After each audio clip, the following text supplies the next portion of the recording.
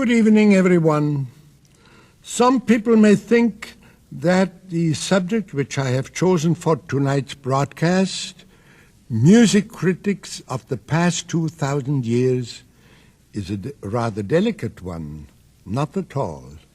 Music critics over here and abroad have written about me so much, just think of it, for the last 65 years, from highest praise to doubting my justification to be seen or heard on a public stage.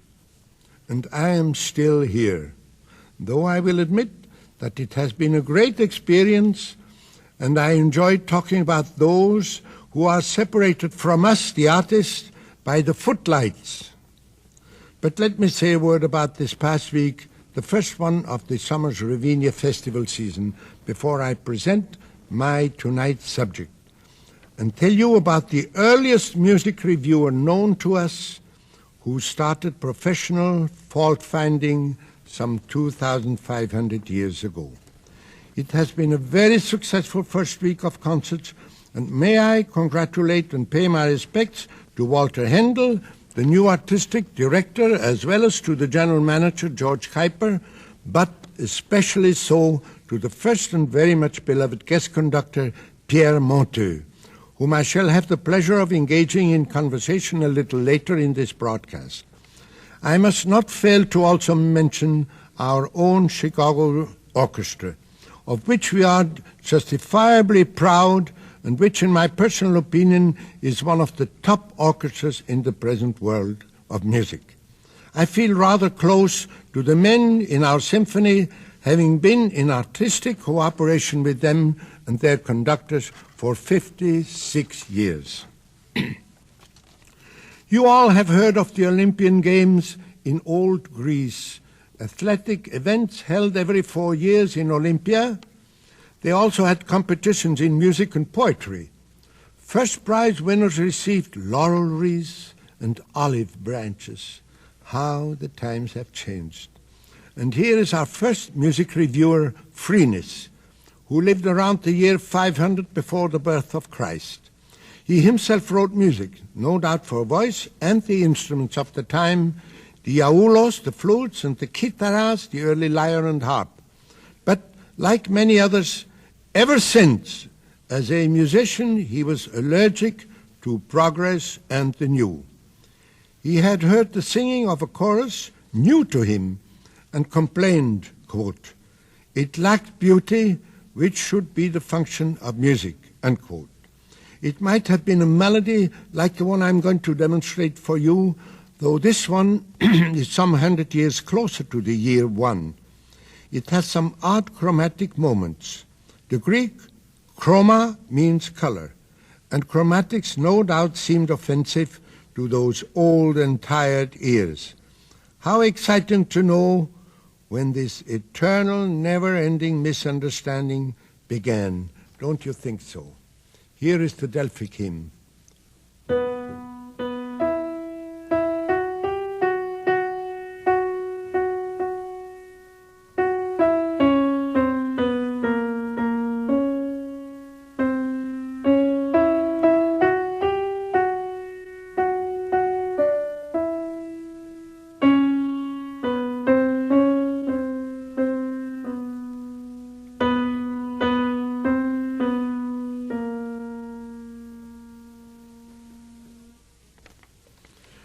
There was no secular music during the first 1,000 years of Christianity. All the music heard was in the church, and the one-voiced hymns came from the temples of the Jews as well as from the cult of the Greeks. They were unaccompanied. First, we have to mention the Ambrosian chants, 4th century, the Gregorian chants, 6th century, followed by the first two-voiced efforts called the organum. They sang as followed.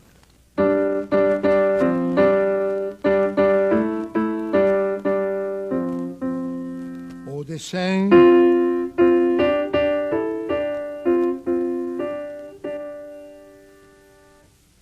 Then came the birth of secular music, and still no music reviewers in sight.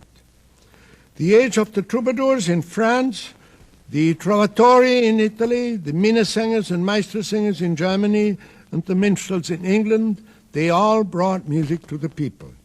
The folk song was created by non-professionals. The first appearance of art music brings the first creative music masters. Ars Nova, the new art, originated around 1350. But let us jump a few hundred years and meet another epoch-making statement of the then well-known theorist and music reviewer Artusi, who seemingly attended performances of operas composed by Claudio Monteverdi, the greatest Italian master of opera before Verdi, of this newly created form, the opera in which form, poetry, and music are blended with scenic action. Signor Artusi belittled and made fun of some of Monteverdi's orchestral innovations like the pizzicato and tremolo on the strings, the fanfares of the brass, and he attacked, quote, the imperfections of modern music, unquote. There we are again, allergy to the new. Now I want you to hear the short but hauntingly beautiful aria from Monteverdi's opera Arianna, Lasciatemi morire. Morire, let me die.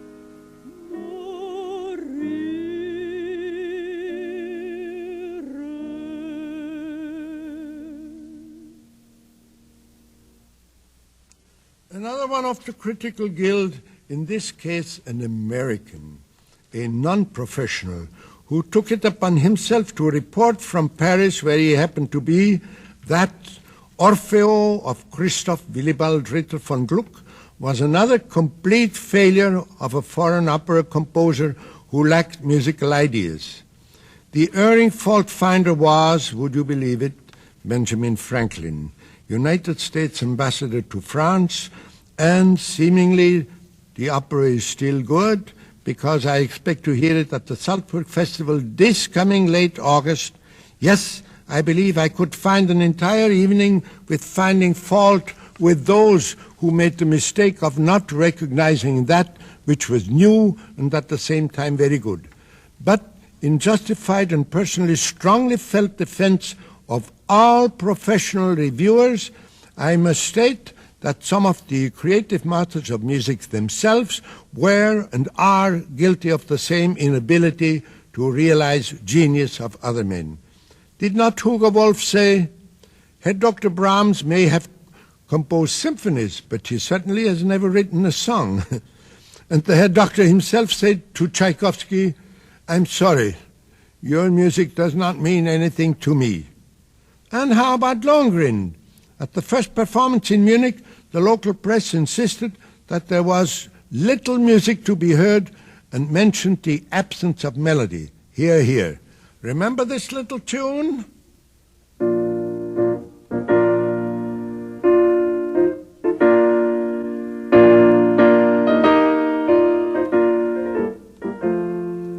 Millions have heard it and walked to it with all kinds of results. And last but not least, there is Herr Richard Strauss, who was vilified more than any other composer of the last generation.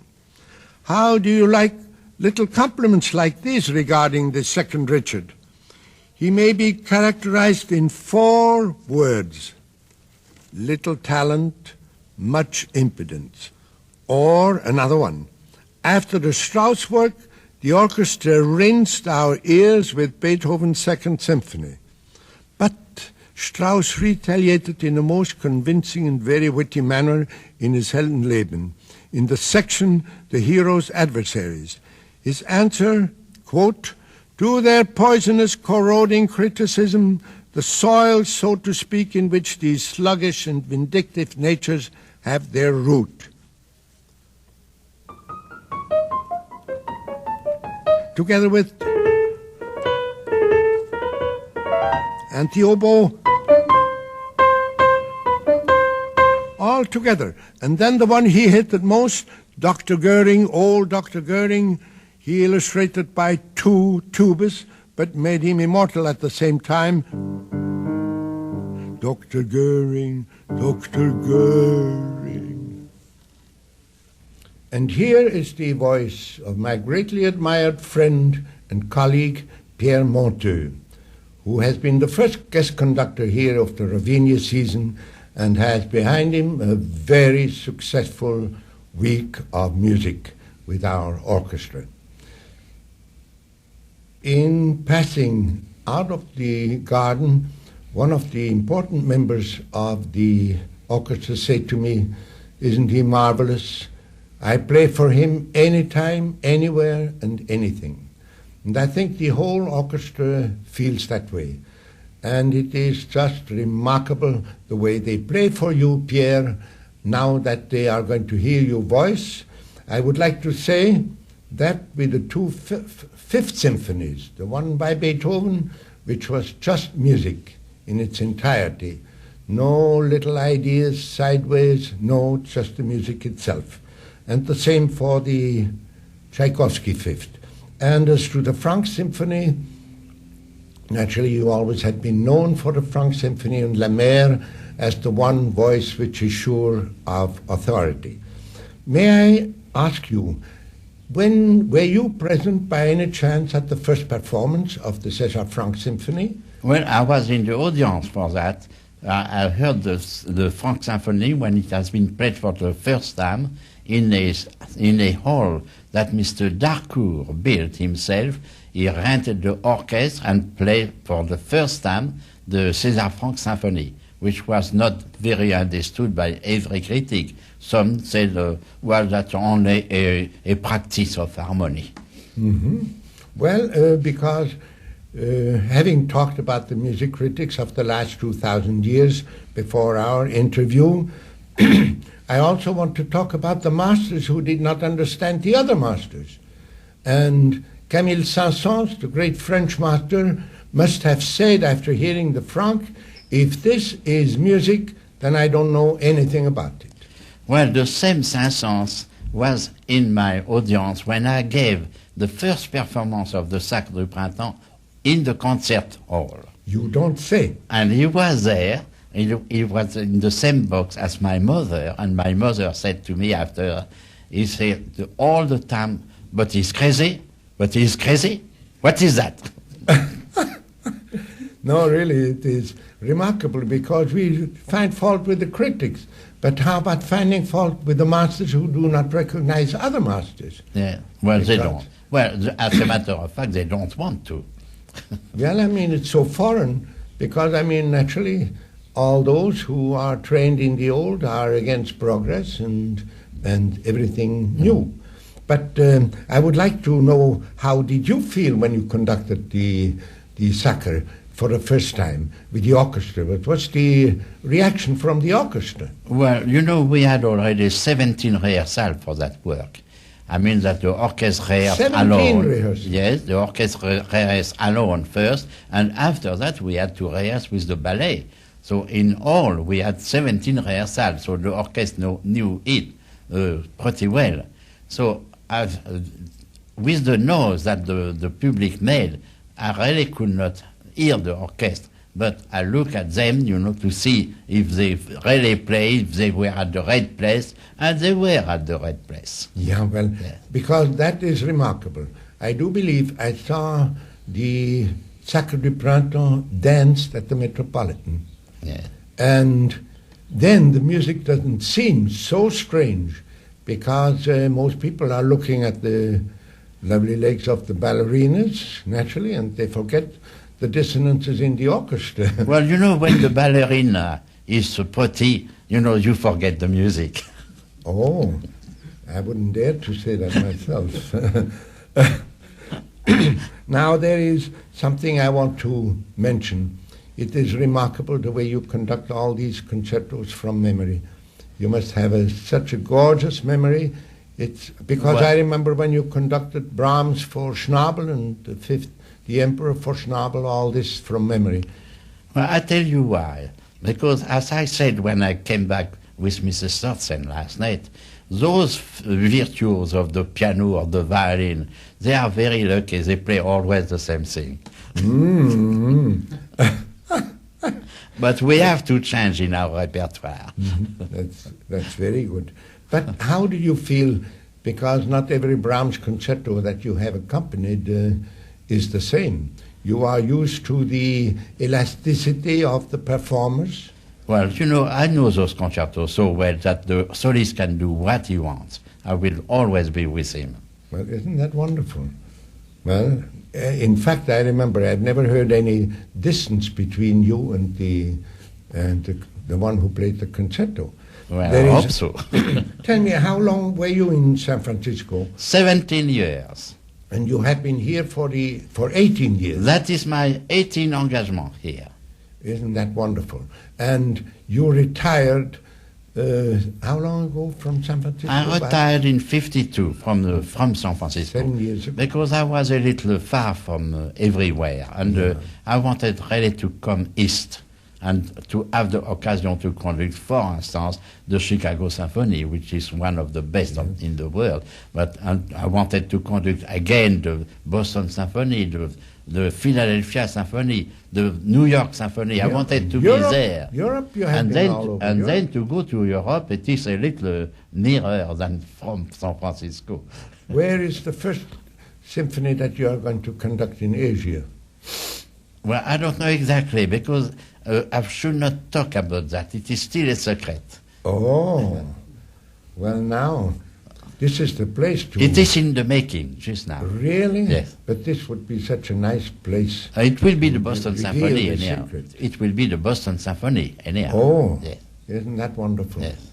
And how about Australia? It isn't far anymore? I don't know if we will go there or not. No? No. The orchestras naturally are different down there. How nice of you to program the Jubilee Overture of Weber. Because I did not program it at first, I put the Benvenuto Cellini Overture. But all of a sudden, I remembered that Saturday will be the 4th of July. So I say, I have to play something in that occasion. And I played the Jubilee Overture, which finished with My Contrée, what is the word? Yeah. Da, da, di, da, My Contrée, etc. But you will play the Star-Spangled Banner. I will play it just very wonderful last night. Well, they know it. People, but I have heard so many versions that I was going to have a law passed with a certain tempo for the national anthem, because some just prolong it, and when they sing and bombs floating in the air or whatever, they play piano. You see? Ouais. Yeah. Well, it must Some be of a the little orchestras different. become a little lyrical. One thing that I don't like in that orchestration is the cymbal and bass drum at every second beat. Oh, I remember Pam, ta-da, pam, pam, pam, shum, ti-ta-da, ta, ta, ta, shum. I don't like those shum. Yeah. No, that's well known when poor Dr. Mook had to conduct. They gave him the arrangement by Victor Herbert of the American Fantasy. with a counterpoint which was just dreadful. And Dr. Mook was held responsible for that awful German counterpoint. And it was wrong. He should have let people know. It's Victor Herbert that has adopted to German. Well, he is not the only culprit in that, because Stravinsky made one also, which is awful. Really? Well, now, Pierre, I want to say one word about one of the unusual experiences I have had in performing under you baton. That was in Boston. I was to play the 5th Saint-Saëns concerto, the African, for the first time. And I wrote to you, may I have 2 rehearsals? Because it is, the second movement is intricate, and I would like to do justice to that wonderful work. Did that say yes? Did that say yes? You did, yes. Oh, I'm surprised. What did you say? I'm surprised. You are. Well, you have never refused me anything, you know.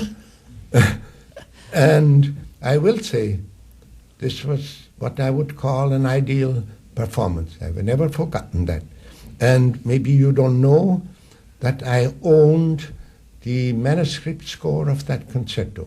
Oh, that's wonderful. I love to see it. It's in It must be awfully neat. Saint-Saëns Yes. inscribed it à mon cher ami Isidore Philippe, the only one who deserves this score.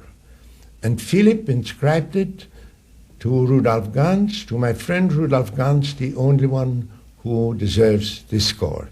I think that's rather nice. Yeah. And so I thought that the Congressional Library in Washington would be the place, and that's where it is. Yes. Because the volume is just marvelous. It's bound on the écriture of Saint-Saëns. Oh, wonderful. It's just Yes. so wonderfully Neat. clear. Well, I will say it has been just a great privilege to have this little conversation with you. And I'm very happy and grateful that you agreed to do so.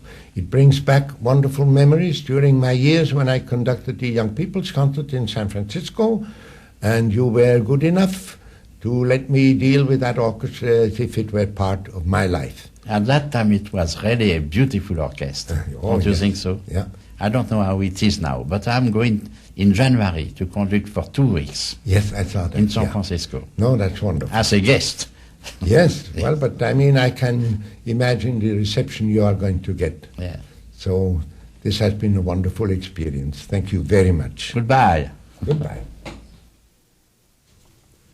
Next Sunday evening, I shall do considerable playing on my beloved Steinway here, because my subject will be neglected composers. Good night to everyone.